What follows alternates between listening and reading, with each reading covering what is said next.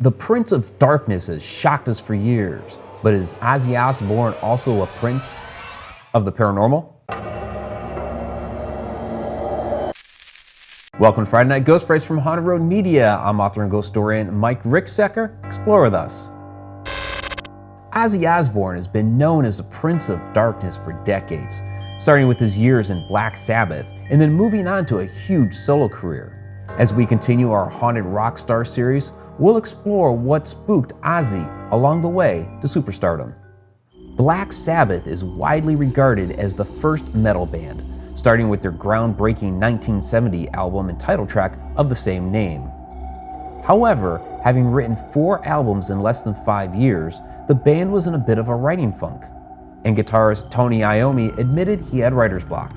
They had been in Los Angeles and decided to change up scenery and head back to their roots in the UK for writing inspiration. Where they landed was at haunted Clearwell Castle in the Forest of Dean in Gloucestershire. Locals claim the castle is haunted by a headless figure who roams the corridors at night, moaning and wailing.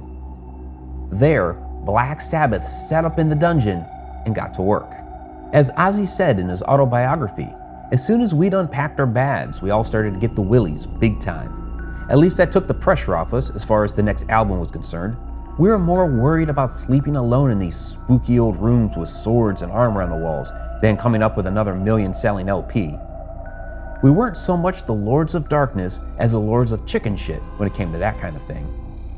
Since they were in a haunted castle, they played a number of tricks on each other to see who could scare whom the most. But they also held a number of seances to try to contact the spirits who were said to roam the halls. In fact, one of the spirits was seen in a corridor one night by Tony, although he couldn't recall if it was Ozzy or one of his other bandmates with him at the time.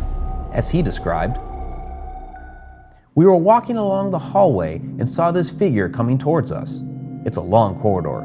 This figure turned left into this room, which was the armory where they had all the weapons. We followed and went in. There was nobody in there, and there was no way out or anything, no other door. Very odd. Anyway, a few days later, the people who owned the castle came to see if we were okay, and we said, 'We've seen a few strange things happening here,' we told them. They said, 'Oh God, that's whatever his name was, the castle ghost.' Finally, after days of mucking about in the castle, Tony found his inspiration, the riff started coming, and the album Sabbath Bloody Sabbath was born. Gloucestershire, where Clearwell Castle is located, is itself extremely haunted and boasts some of the most haunted locations in the entire UK. This includes the Tudor House Hotel with its famous Lady in White, and the ancient Ram Inn, which was originally constructed in the 12th century on top of a pagan burial ground that is said to be haunted by a little girl who was murdered at the site, shadow people, and an incubus, among other spirits. Perhaps there's a supernatural draw to the area, something about the energy there that drew several bands to write there. These bands included Led Zeppelin, Whitesnake, Badfinger, and Deep Purple, whose bassist Glenn Hughes claimed he and Ritchie Blackmore also conducted seances at Clearwell Castle and received voices back. It could also be said that Black Sabbath, the band itself, was haunted. The line in the title track from their first album, "Figure in Black Stands Before Me," is supposed to be inspired by a paranormal encounter bassist Geezer Butler experienced. According to Butler, he awoke from a frightening nightmare one night to discover a black figure standing near his bed, just watching him.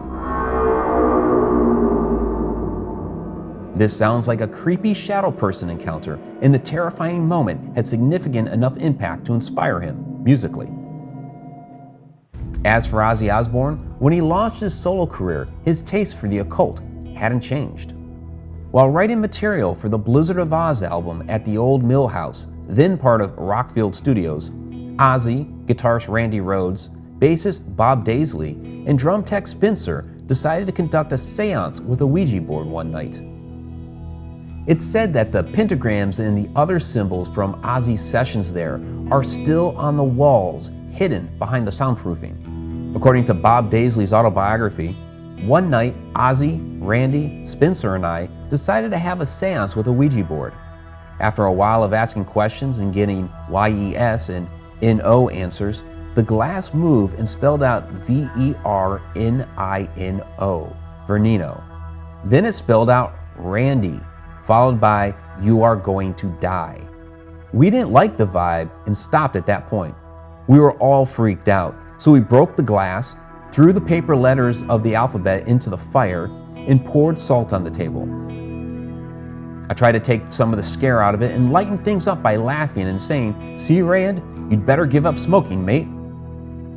The name Vernino wasn't familiar to any of us and obviously sounded Italian. A bit later in the week, during conversation with the owner of Rockfield Studios, we learned that the house where we were staying had been a prisoner of war camp during the Second World War for Italian prisoners. Tragically, Randy Rhoads died in a plane crash shortly thereafter in 1982.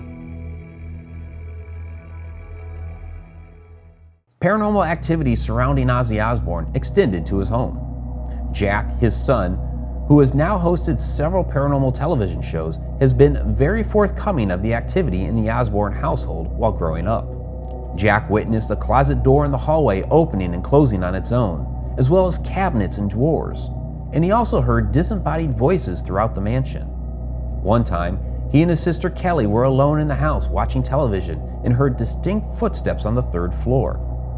During another incident involving television, Jack and Ozzy witnessed a dark figure above them, and yet another time in which they saw together a girl with long dark hair coming down the stairs. The Osbournes are a very haunted family indeed, and they seem to welcome the paranormal into their lives.